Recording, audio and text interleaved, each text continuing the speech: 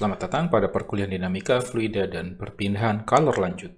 Pada video kali ini, kita akan membahas materi yang berhubungan dengan boundary layer flow. Untuk memudahkan deskripsi dari boundary layer region, kita melihat ada plat datar dengan permukaan yang halus, lalu ada fluida mengalir, anggaplah fluida ini udara yang mengalir dengan free stream velocity. Free stream artinya tidak ada gangguan dari benda lain.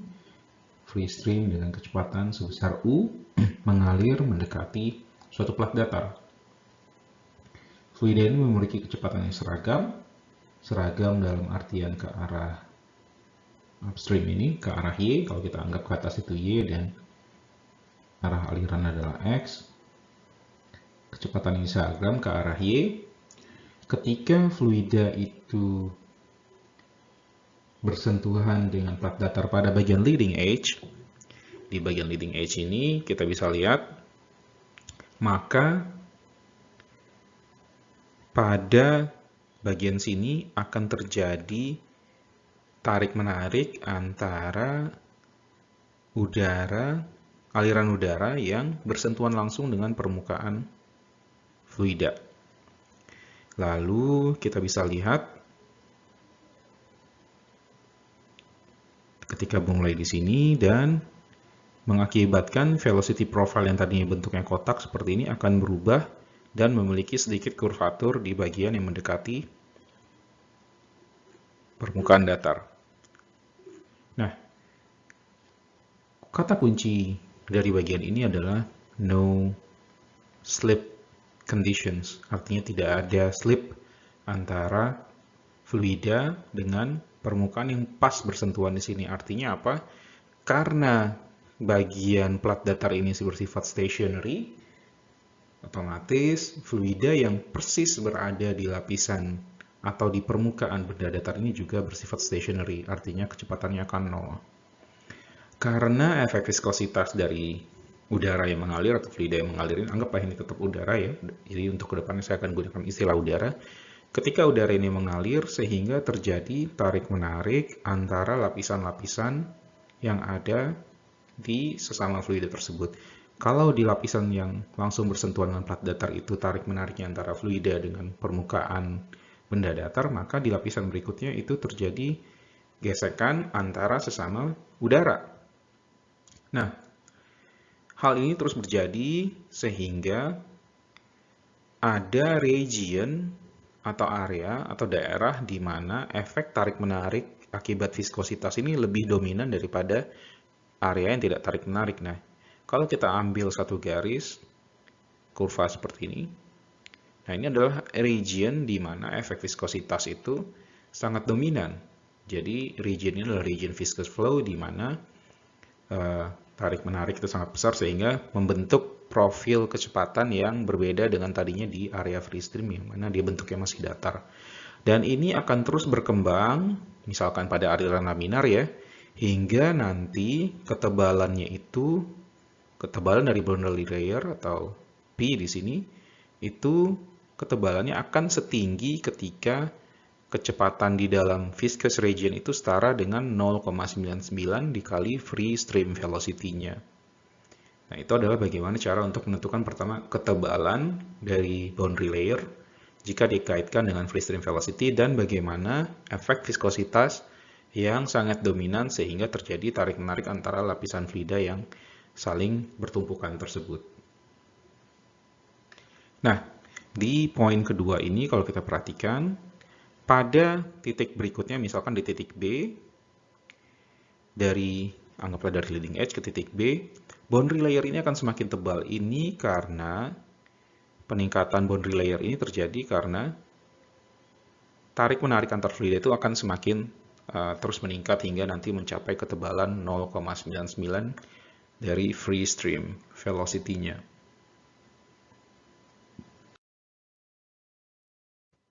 Apabila boundary layer kita lihat dari sisi leading edge sampai ke ujung suatu plat datar dan membiarkan kecepatan atau upstream atau free stream velocity itu terus berkembang, maka kita akan memiliki profil boundary layer untuk region laminar, transisi, dan turbulen.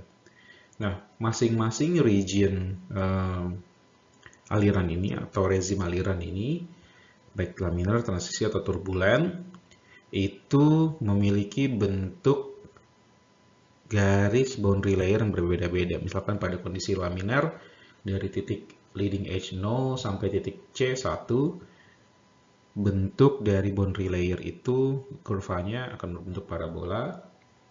Sementara pada area transisi, bentuknya terkadang bisa menyerupai parabolik, tapi terkadang juga terjadi atau terdapat seperti disturbances yang mengakibatkan bentuk dari boundary layer itu tidak pasti atau tidak tetap di sini.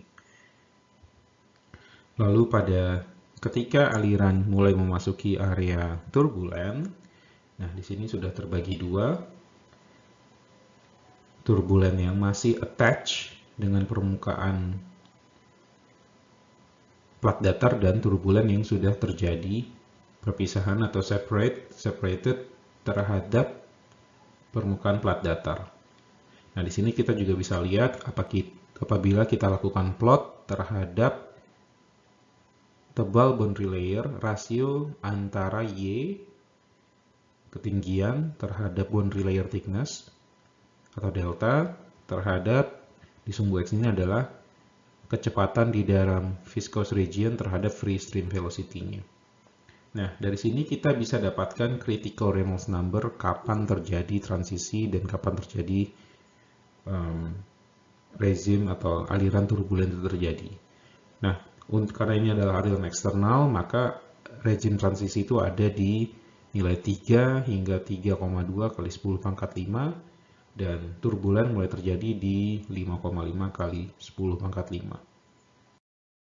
Untuk menjelaskan ilustrasi pada slide sebelumnya, berikut beberapa statement yang dapat menjelaskan grafik tersebut, di mana boundary layer itu dimulai pada leading edge pada suatu permukaan solid, dan ketebalan dari boundary layer akan meningkat seiring dengan panjang laluan atau panjang plat datarnya, atau ya titik X dari tadi kita lihat C1, C2, C3 sebagai checkpoint untuk menentukan mana rezim laminar, transisi, dan turbulen. Lalu untuk menjelaskan karakteristik dari boundary layer di sepanjang aliran atau sepanjang X panjang dari plat datar tersebut, ini kita lihat di sekitar leading edge, di mana ketebalan dari boundary layer itu tadi kita lihat masih sangat cukup tipis, relatively tipis dibandingkan dengan area transisi atau turbulen, di mana secara umum aliran akan bersifat laminar, sehingga lapisan batas atau boundary layer pada bagian ini itu disebut sebagai laminar boundary layer. Dan profil kecepatan itu dapat diperkirakan dengan menggunakan bentuk parabolik atau persamaan garis parabola. Pada zona transisi, ketebalan dari boundary layer itu akan meningkat searah aliran. Nah, pada rezim transisi ini, aliran menjadi unstable, stabilitas aliran mulai terganggu, dan pergerakan di dalam boundary layer itu juga ikut terganggu karena adanya peningkatan interaksi dan efek viskos yang akan semakin berkurang apabila kita lihat ya dari persamaan Reynolds number, density, velocity, karakteristik lain dibagi viscosity, maka dengan efek viskos yang akan semakin berkurang sehingga terjadinya ketidakstabilan pada region tersebut, sehingga kita akan mulai masuk pada region transisi dari laminar menuju turbulen. Lebih jauh lagi pada plat datar tersebut pada X, kalau kita lihat di grafik pada halaman sebelumnya itu pada titik C2 ke C3, di mana lapisan batas itu sudah menjadi region turbulent flow, dan ketebalannya juga akan semakin meningkat, di mana profil kecepatan pada boundary layer, turbulent boundary layer ini mengikuti persamaan logaritmik. Setelah sebelumnya kita melihat bagaimana interaksi antara aliran udara dengan permukaan plat datar dan melihat transisi perubahan ketebalan boundary layer dari region laminar, transisi, dan turbulen pada aliran di dalam pipa atau internal flow. Misalkan kita bagi menjadi aliran laminar dan turbulen. Nah, untuk aliran turbulen, asumsikan misalkan kita punya contoh free stream velocity U masuk ke pipa dengan diameter D. Kita bisa lihat bahwa boundary layer pada titik 1 di dekat leading edge-nya itu mulai membentuk profil seperti parabolik. Ini untuk region yang kita sebut sebagai developing laminar flow atau aliran berkembang. Lalu boundary layer ini akan terus hingga mencapai titik, anggap ini D mendekati D per 2. Nah, itu adalah tebal dari boundary layer hingga masuk ke fully developed laminar flow atau aliran laminar berkembang penuh, di mana ketebalannya mendekati D per 2 atau sama halnya dengan kejadian pada aliran eksternal, di mana U kecil untuk kecepatan di dalam pipa itu sama dengan 0,99 free stream velocity, ini untuk mendapatkan delta atau boundary layer thickness-nya. Nah, untuk aliran turbulen di dalam pipa sama halnya dengan aliran eksternal tadi, dimulai dengan kondisi laminar, lalu masuk ke zona transisi, di mana hingga kondisi turbulen tercapai itu flow-nya masih masuk kondisi berkembang atau developing flow. Nah, setelah mencapai titik tertentu hingga mencapai aliran turbulen berkembang penuh atau fully developed turbulent flow, yang tentunya setelah melewati aliran transisi, dan titik di mana aliran turbulen tercapai hingga di outlet dari pipa tersebut, aliran akan tetap turbulen.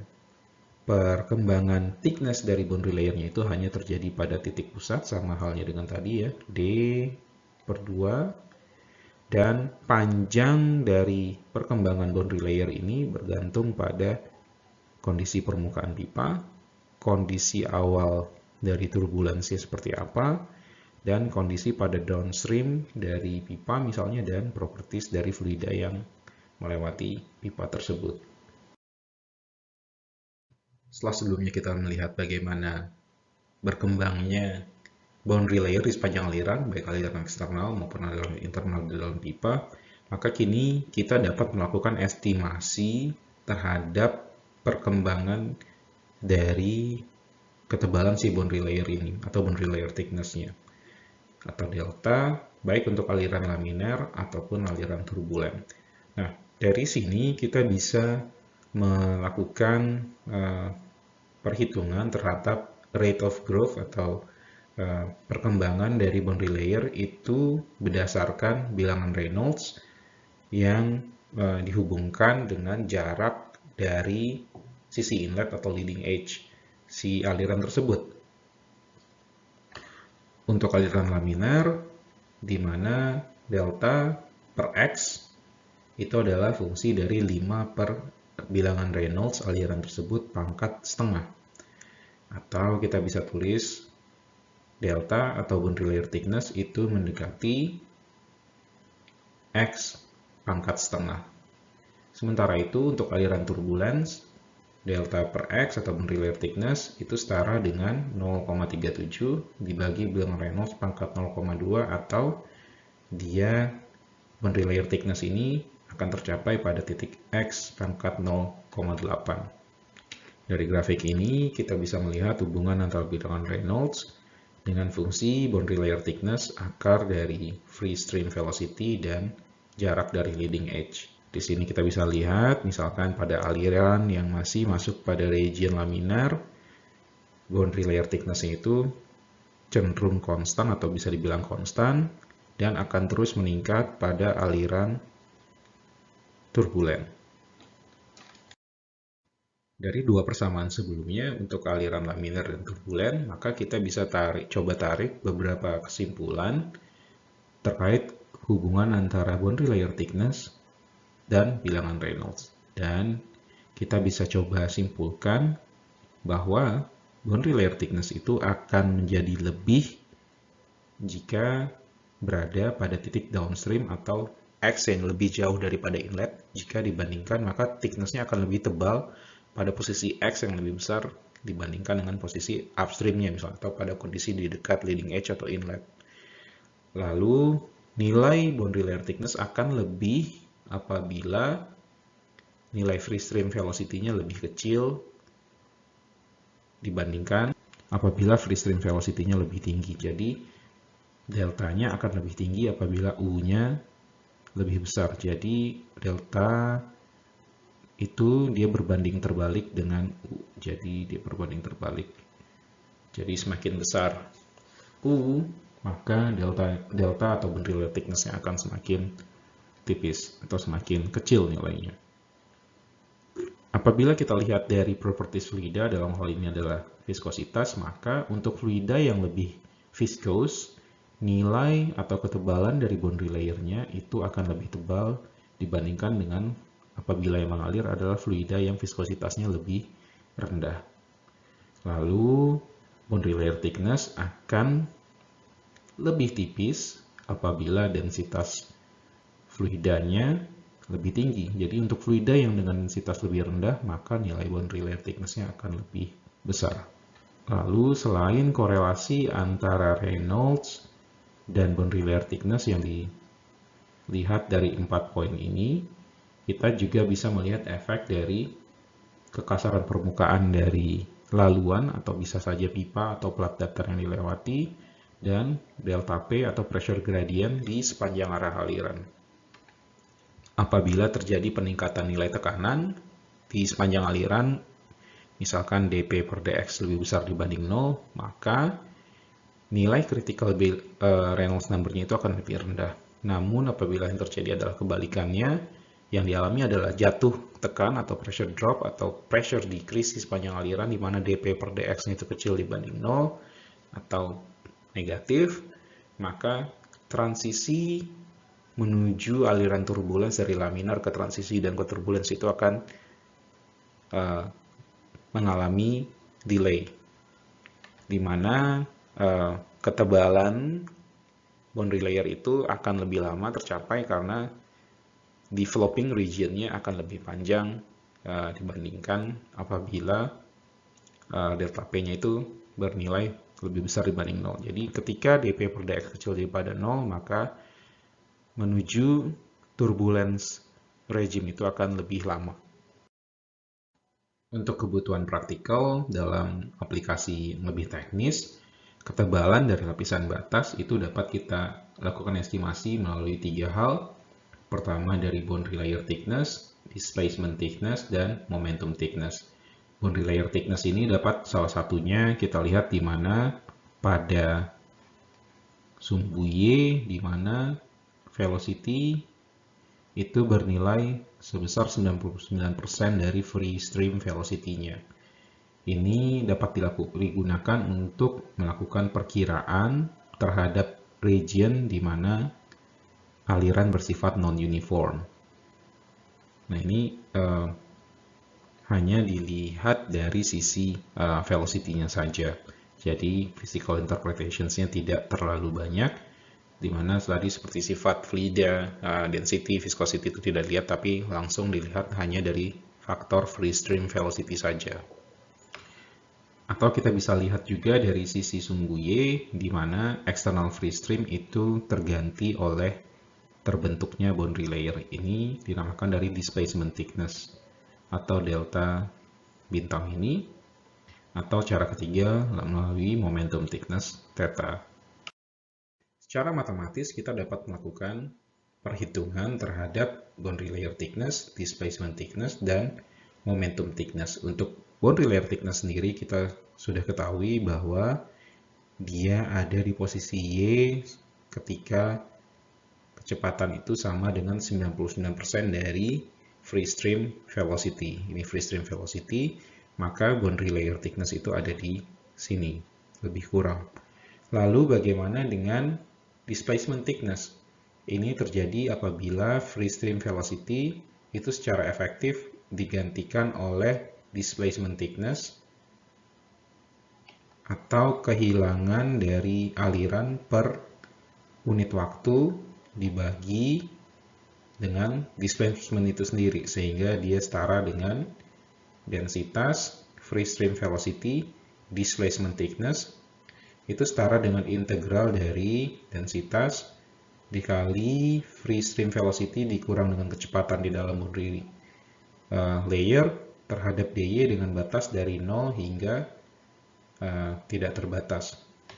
Apabila fluida yang mengalir adalah fluida tidak mampu mampat atau incompressible flow, maka displacement thickness-nya akan menjadi fungsi integral dengan batas 0 hingga tak hingga 1 dikurang rasio kecepatan di dalam boundary layer dan free stream velocity integral terhadap dy. dy adalah ketinggian di region sini.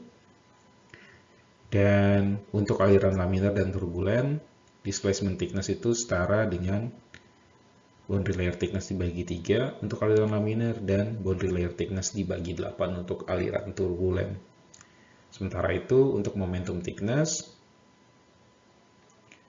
kehilangan momentum per satuan waktu itu dapat diestimasi dengan persamaan densitas free stream velocity pangkat 2 dikali dengan momentum thickness-nya, lalu integral 0 hingga batas tak hingga rho kecepatan di dalam boundary layer free stream dikali free stream velocity dikurang dengan kecepatan pada boundary layer integral terhadap dy.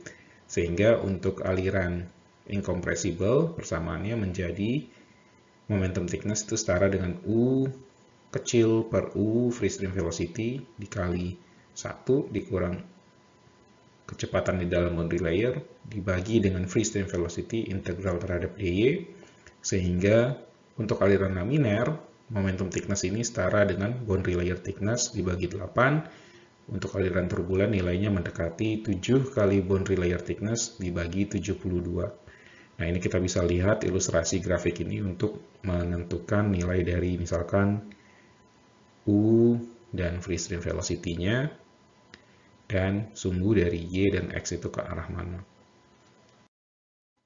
Analisis terhadap lapisan bata sendiri dapat dilakukan dengan menggunakan persamaan berikut. Sebetulnya persamaan ini sudah mulai digunakan sejak awal tahun 1900-an oleh Ludwig Prandtl, yang mana pada saat itu sudah mulai banyak terdapat eksperimentalis dari bidang fluid mechanics, sehingga coba mempelajari lebih dalam tentang aliran di sekitar atau di yang dekat dengan plat datar tersebut. Nah, untuk menganalisis boundary layer ini kita dapat menggunakan persamaan Navier-Stokes yang terdiri dari persamaan continuity dan momentum equations. Asumsi pertama yang harus kita lakukan adalah aliran bersifat 2 dimensi dan steady, artinya dia tidak berubah terhadap arahnya lagi dan bersifat incompressible. Lalu asumsi berikutnya adalah tanpa ada pressure gradient, sehingga dP per dx-nya sama dengan 0, sehingga kita bisa gunakan dua persamaan berikut untuk menganalisis boundary layer. Hal lainnya yang berhubungan dengan boundary layer seperti kita ketahui di mana efek viskositas lebih dominan adalah skin frictions atau drag yang dialami atau gaya tarik atau gaya hambat yang dialami oleh fluida. Skin friction atau drag ini dapat kita evaluasi melalui profil kecepatan di sekitar permukaan plat datar tersebut, di mana kita dapat menghitung shear stress yang merupakan fungsi dari mu atau viskositas terhadap gradien kecepatan, di mana ini pada saat Y sama dengan 0, jadi betul-betul di sini nih, di posisi dekat dengan atau pas di permukaan plat datar tersebut. Pada titik ini shear force atau drag melalui jarak dx yang sangat kecil, di sini misalkan, per unit lebar. Jadi kalau kita anggap dia 3 dimensi gitu ke dalam sana ya, dimana shear stress dx itu harus sama dengan perubahan momentum sepanjang arah x. Jadi tau O dx itu harus sama dengan rate of momentum change sepanjang arah aliran. Berdasarkan asumsi dari suatu kontrol volume yang kecil, tadi volumenya masuk pada AS1 dan keluar pada BS2, maka kita bisa melakukan perbandingan berdasarkan mass flow rate masuk, mass flow rate keluar, berikut adalah deltanya, lalu ada momentum, ini momentum dan ini mewakili continuity, ini momentum, sehingga kita bisa melakukan estimasi terhadap momentum flux yang masuk pada batas S1 S2, sehingga perubahan momentum antara inflow dan outflow itu akan setara dengan gaya yang dialami oleh permukaan plat datar tersebut di kontrol volume kecil tadi yang AS1 dan BS2, atau setara dengan persamaan berikut. Lebih lanjut mengenai persamaan ini kita akan lihat di halaman berikutnya.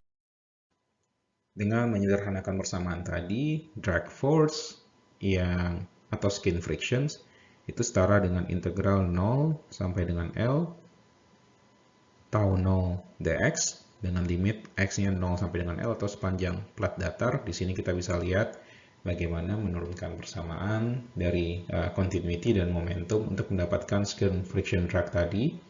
Di sini kita lakukan perubahan dari drag yang setara dengan tau 0 dx atau shear stress dx, dan kita lakukan operasi matematika sehingga yang di sisi kiri itu menjadi shear stress-nya. Bentuk sederhana yang kita dapatkan untuk aliran laminar di mana drag coefficient itu setara dengan 1,328 dibagi akar bilangan Reynolds, sementara untuk bilangan Reynolds yang masuk ke dalam rejim aliran turbulence dengan bilangan Reynolds antara 5 kali 10 pangkat 5 hingga 2 kali 10 pangkat 7, maka drag coefficient-nya atau CD-nya itu setara dengan 0,072 dibagi Reynolds pangkat 0,2, sementara untuk bilangan Reynolds antara 10 pangkat 5 hingga 10 pangkat 9 ini berlaku logarithmic law. Ingat velocity profile-nya. Ya, di sini drag coefficient-nya itu setara dengan 0,455 dibagi nilai logaritmik dari bilangan Reynolds pangkat 2,58. Sebelumnya kita sempat sedikit membahas tentang efek dari material, atau dalam hal ini adalah surface roughness dari laluan fluida. Ya, kita bisa bagi menjadi smooth dan rough atau halus dan kasar. Walaupun kita lihat misalkan aliran itu bisa laminar atau turbulen, aliran yang berada di dekat permukaan solid atau ya posisinya berhimpit dengan permukaan plat datar misalnya, aliran di lapisan tersebut akan selalu laminar. Jadi mau turbulen atau laminar, tapi ketika dia menempel di suatu permukaan maka dia akan masuk ke rejim laminar atau sering kita sebut sebagai laminar sublayer.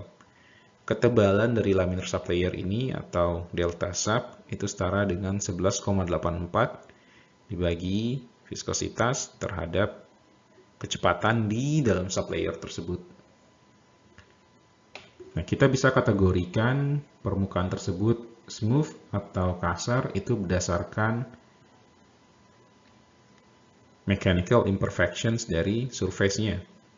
Suatu permukaan dapat masuk kategori hydrodynamically smooth jika mechanical imperfections itu bernilai kecil dibandingkan dengan laminar sublayer-nya. Namun dia akan masuk kategori rough atau kasar jika mechanical irregularities-nya atau kekasarannya itu sangat banyak, itu lebih besar dibanding dari